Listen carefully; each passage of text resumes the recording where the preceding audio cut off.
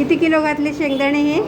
हे 20 किलो टाकले. 20 kilo. Capacity 25 किलोची आहे. बर पण ह्याच्यामध्ये 20 किलोच भरतो. बर ही लाट ही जी ह्याला लाट म्हणतात. हां ही लाट लाकडाची खैराची असते. बर आणि हे उखळ, हां हे उखळ दिसतं, काळं दिसतंय ते. काळं दिसतं. हे उखळ आहे. हां हे उखळ आहे तेही लाकडाचं, तेही खैराचंच असतं. बर आणि हे जे दोन्हीमध्ये हे क्रश होतं. बर त्याचा आरपीएम 17 आरपीएम असते. 17 रिव्हॉल्युशन पर मिनिट हां हां हां एवढंच फिरतं हे. बर आणि हे फिरल्यानंतर काय होतं हां. की ह्याच्या हे क्रश होतं, हे म्हणजे बारीक होतं. बारीक होतं. हां आणि हे बारीक झालं हां. की थोड्या वेळानं हां. ह्याच्यावर थोड्या वेळानं थोडंसं पाणी मारावं लागतं. होय हा, हां पाणी एवढ्यासाठी मारायचं हां. कुठल्याही बियाला तेल निघण्यासाठी त्याला थोडं मॉइश्चरची गरज असते. बर आणि म्हणून हे थोडं पाणी मारलं बारीक झाल्यानंतर हां की मग याला तेल सुटतं. बर आणि हे आता तेल निघून येतं निघून बाहेर. येतं बाहेर. आणि हे तेल उखळात थांबतं. हां. कडेला ही लाट तयार होते. एवढा हां. ही लाट दिसते. हां हां ही कडेला अशीच लाट तयार होते. हां हां हां हां आणि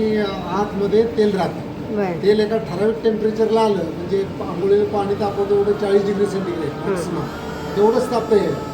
त्याच्यापेक्षा जास्त आपण ह्या तोटीतून बाहेरनं काढून घ्यायचं. इथनं येते बाहेर. हा, इथून हे बाहेरनं काढून घ्यायचं.